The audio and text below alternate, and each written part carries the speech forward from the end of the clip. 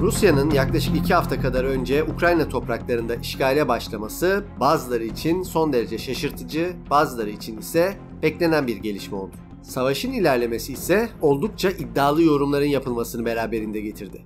Bunların benim hatalı olduğunu düşündüğüm bazıları yaygınlık kazanıp hatta bir nevi Twitter efsanesine dönüşünce ben de bunların neden hatalı olduğuna dair bir video hazırlamak istedim. O zaman hadi başlayalım.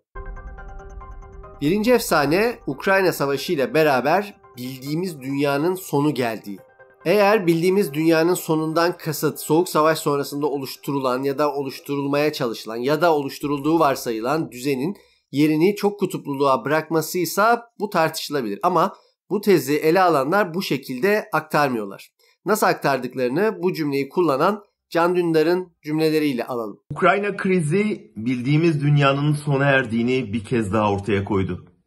Görünen yeni tabloda neredeyse çaresiz halde ve darmadağın görünen Batı dünyasıyla, güç politikasıyla sonuç alan, mevzi kazanan Rusya-Çin dayanışması karşı karşıya. Evet, gördüğünüz gibi tanımlanan, Can Dündar'ın cümleleri üzerinden alacak olursak tanımlanan bu yeni dünyada, bildiğimiz dünyanın sonunda uluslararası kuralları hiçbir şekilde takmayan, normları devre dışı bırakıp tamamen güç dayatmasıyla istediğini yapmaya çalışan ülkelerin artık daha rahat hareket ettiği bir dünyaya geçtiğimiz, dolayısıyla artık bildiğimiz dünyanın sonu olduğunu savunuyor. Ve bunun karşısında da bu normları, kuralları oluşturmuş, büyük oranda oluşturmuş ve onları korumak, yani demokratik değerleri korumak konusunda bir araya gelmiş bir Batı tanımlaması var. Ve bu Batı bir bütün halinde duramadığı ve bu demokratik kuralları koruyamadığı için bu güç dayatmaları bu kadar rahat oluyor demeye getiriyor Can Dündar ve bu görüşü savunanlar. İşte bence bu çıkarım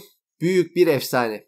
Çünkü eğer güç dayatması yapan ve uluslararası normları takmadan tamamen gücüne dayanarak hareket eden aktörler ve bunların karşısında duramayan, demokratik değerleri koruyamayan bir Batı'dan bahsediyorsak, o zaman bildiğimiz dünyanın sonu 2022 Ukrayna değil, 2003 Irak'tır. Kimileriniz hatırlar, kimileriniz okumuştur, kimileri de belki şu an öğreniyordur ama 2003 yılına gelinen süreçte Amerika Birleşik Devletleri 2001 saldırıları sonrasında geliştirdiği doktrinle de paralel olarak Irak'ta Saddam Hüseyin yönetiminin kimyasal silah ürettiğini ve bunu her an organize suç örgütleri aracılığıyla terör örgütlerine aktarabileceği ve Amerika'yı vurmaya kalkabileceği gibi bir tezde bulunmuştu ve bir araştırma süreci başlamıştı ve bu araştırma sürecinde bir kanıt bulunamamışken Amerika Birleşik Devletleri süreci Irak'ın işgal edilmesi gerekliliğine getirmişti.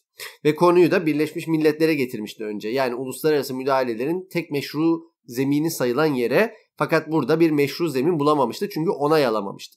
Ardından en azından çok taraflılık sağlayayım diye konuyu NATO'ya getirmişti. Bir meşru zemin sayılmasa bile en azından daha geniş bir cepheyle yapacaktı. NATO'da da NATO'nun diğer batılı ülkeleri, özellikle de kıta Avrupalı ülkeleri buna karşı çıkmış, bu işgale, ve bir transatlantik bölünme denilen bir bölünme olmuş. Yani sonuçta Amerika Birleşik Devletleri hiçbir kuralı, hiçbir normu ve hiçbir örgütü takmadan 2003 yılında kendisi ve kendisine destek veren sayılı ülkeyle Irak topraklarını işgale başlamıştı 2003 yılında. Tabii en trajik yanı da o dönemin Bush yönetiminin çeşitli idarecileri tarafından aslında yeterince kanıt olmadığının da hiç çekinmeden söylendiği günleri bile görmüştük daha sonrasında. Ve işte bu savaş sonrasında Irak'ta 1 milyondan fazla Iraklı hayatını kaybetti. Ondan daha fazlası yaralandı ve milyonlarca insan yerinden edildi ve aynı şekilde Irak'ta daha sonra yaşanan istikrarsızlıklarla beraber DAEŞ başta olmak üzere çok çeşitli örgütlerin, terör örgütlerinin yetişip büyüyeceği bir ortam ortaya çıktı. Kaldı ki 2003 Irak Savaşı tek bir yani bir istisna da değildi. 2003'ten sonra da benzer mantıkta çeşitli çatışmalar ve savaşlar oldu uluslararası hukuk normlarını geri plana iten. Mesela 2003'ten hemen 3 yıl sonra İsrail 2 askeri Hizbullah tarafından kaçırıldıktan sonra farklı yollar deneyebilecekken Lübnan'ın genelini alan, yani bu işin kökünü temizleyelim mantığıyla uluslararası desteği, meşru kanalları kullanmadan yaptığı bir operasyona girişmişti. Kendi de çok zarar gördü bu operasyondan. Fakat sonuçta yine aynı mantıkta hareket etti. Hemen ondan 2 yıl sonra Rusya, yani bugünün provası diyebileceğimiz bir Gürcistan operasyonu yaptı. Tiflis'e kadar girdi.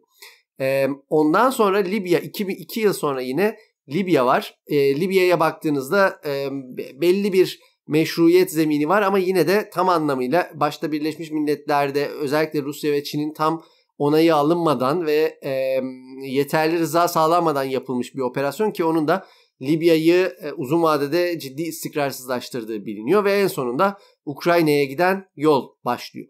Yani bildiğimiz dünyanın sonu demekten ziyade acaba bildiğimiz dünyaya dönüş mü dedirtecek düzeyde bir süreç yaşanıyor. O yüzden bu bildiğimiz dünyanın sonu yaklaşımlarının batıdan geldiği zaman belli bir nebzede anlıyorum. Fakat yani çevresinde bir sürü benzer savaşı yaşamış Türkiye'den ve Türkiye'li düşünürlerden gelince ben şaşırıyorum ve ben bunu bir efsane olarak niteliyorum. İkinci efsane ise 21. yüzyılda böyle savaşlar nasıl olabiliyor cümlesinde gizli bence.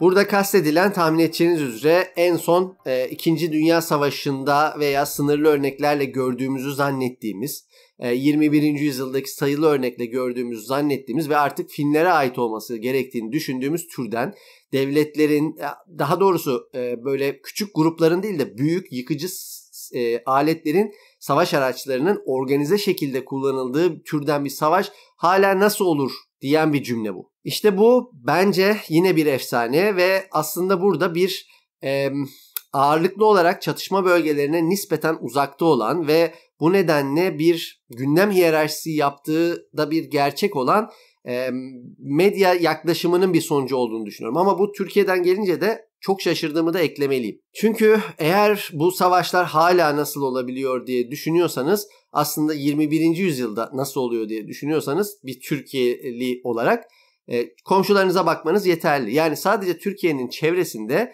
21. yüzyılda Gürcistan, Azerbaycan, Ermenistan, Irak ve Suriye olmak üzere 4 tane böyle savaş oldu zaten.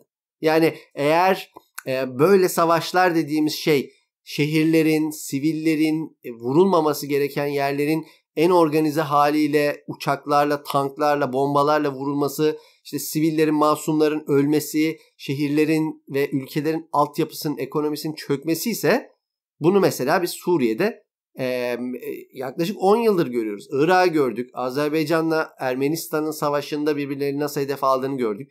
Gürcistan'da o 5 gün savaşını gördük. Yani bunların hepsi 21. yüzyıldaydı. İşte bu yüzden ben bazıları açıkça ırkçı olan, ki şimdi örneğini de koyalım bunun, bazı basın mensupları bunu deyince şaşırmıyorum. Çünkü onların zaten yaklaşımları belli. Hadi bir dinleyelim onları. But this isn't a place, with all due respect, like Iraq or Afghanistan, that's a relatively civilized, relatively European. Just to put it bluntly, these are not refugees from Syria. These are refugees from neighboring Ukraine. I mean, that is quite... Evet, gördüğünüz gibi bunlar tam anlamıyla ırkçı yaklaşımlar. Yani burası Irak, Afganistan değil diyor. Burada nasıl olur diyen bir insan yaşıyor şu an bizimle beraber bu dünyada. Ama yani bunu hani nispeten bu bölgelere uzakta kalan insanlar dediğinde hak vermesem bile anlıyorum. Hangi mantıkla yaptıklarını biliyorum çünkü. Ama yani ülkesinde 3 milyondan fazla, hatta 5 milyon olduğu söyleniyor. Sadece Suriyeli yaşayan, sürekli savaştan kaçan insanların göç alanı veya geçiş alanı olan bir ülkede bu efsanenin yayılması beni gerçekten şaşırtıyor. Üçüncü efsane ise savaşın daha 2 haftası yeni geçmişken Rusya'nın işte her istediğini aldığı ya da her şeyi kaybettiğine dair yapılan iddialı yorumlar. Ben Rusya'nın kısa vadeli askeri stratejisi hakkında yorumumu yapmıştım. Linkini de bırakıyorum ama bence uzun vadeli stratejisiyle ilgili yorum yapmak için henüz yeterince veri hala oluşmamış durumda. Ve bence Rusya'nın uzun vadeli stratejisi ancak Kiev hükümetini düşürdükten sonra, ki düşürebilirse, bir gerilla savaşı başlamazsa vesaire, Kiev hükümetini düşürdükten sonra tam olarak anlaşılabilir. Yani Rusya'nın ülkenin mesela ne kadarını işgal edeceği, sadece Kiev'e ve ticari ve siyasi anlamda kritik olan bölgelere ve lojistik anlamında kritik olan bölgelerle çevreleyip bu işi bırakıp bırakmayacağını, Zelenski'yi devirdikten sonra yerine nasıl bir ekip düşündüğünü veya bunların tam tersine asıl hedefinin ülkeyi bir çeşit böyle dondurulmuş savaş durumunda bırakıp istikrarsızlık yaratmak olup olmadığı, bunların hiçbirini henüz bilmiyoruz. O zaman yani bu efsaneleri yaymak için hangi temeli kullanıyor birçok kişi, ben bilmiyorum bunu. Bu nedenle ben bu efsaneleri yayanların çoğunun savaş hakkında yeterince birikimi olmayan ve genel anlamda aslında uluslararası ilişkiler anlamında pek birikimi olmayan kişiler olduğunu düşünüyorum. Dördüncü efsane ise yine benzer bir yaklaşımın sonucu. NATO'nun geleceğiyle ilgili iki yönde de çok büyük yorumlar yapılıyor. Yine 2 hafta yeni geçmişken savaşın NATO'yu tamamen böldüğü ve artık NATO'nun gerçekten öldüğü ya da tam tersi NATO'ya can verdiği ve Amerika'nın müthiş bir oyun kurguladığı gibi çeşitli yorumlar yapılıyor. Örneğin NATO'ya can verildiği bu savaşla beraber ve bunun Amerikan planının parçası olduğunu düşünenler, Amerika'nın kısa vadede Avrupalı partnerleri bir Rus tehdidi kullanarak bir araya getirdiği ve bu bağlamda mesela Almanya'nın artan güvenlik harcaması ve hiç bugüne kadar görülmemiş bir bütçeye onay vermesi, güvenlik stratejisini değiştirmesi, bunların tamamının bir olumlu gösterge olduğunu, yine NATO'ya yapılan başvuru önerilerinin buna yönelik bir artı olduğunu ve daha da uzun vadede Amerika'nın aslında Avrupalı partnerlerin Çin'le işbirliğini bile önünü kestiğini söylüyorlar. Oysa bunu diyenler şuradan bakmıyor. Mesela yeni başvurular aslında yeni güvenlik taahhütleri ve yeni riskler anlamına geliyor ve bu aslında NATO'nun özellikle Avrupalı partnerlerinin hiç de tercih edeceği bir şey değil bana göre. Ayrıca Almanya'nın artan güvenlik harcama bütçesi diyelim, henüz artmadı ama artacak olan bütçesinin ve aynı zamanda değişen stratejisinin tam tersi NATO'nun bölünüp bölünmeyeceği ve bir Avrupa ordusunun ortaya çıkıp çıkmayacağı anlamına gelip gelmediğini de bilmiyoruz henüz. Ve bu Rusya'nın istediği bir şey, yani belki de Rusya çok doğru hareket ediyor şu anda ve NATO'yu bölerek o hep sözünü ettiği 5 kutuplu, çok kutuplu dünyaya işte ABD, AB, kendisi, Hindistan, Çin şeklinde bir dünyaya götürmek için önemli bir adım atıyor olabilir şu anda. Özetle savaşlar ve savaşlardaki politik çıkarlar hakkında büyük büyük laflar etmek kolay gibi görünse de ve ilgi de çekse de küresel politika en yıllanmış, en yetkin, en içeriden haber alan isimler için bile oldukça karmaşık. Bu karmaşıklık da strateji denilen alanın son derece dinamik ve her adımda yeniden şekillenen bir yapısının olmasında gizli. Savaşın 2. haftası henüz bitmişken ve süreç hali hazırda ilerlerken bu kadar büyük iddiaları herhangi bir bilimsel kanıtı da ortaya koyamadan atmak, ne kadar çok kişi paylaşırsa paylaşsın, bunları ancak bir Twitter efsanesi haline getiriyor. Hepinize vaktiniz için teşekkür ediyorum. Daha sonraki videolarda görüşmek üzere.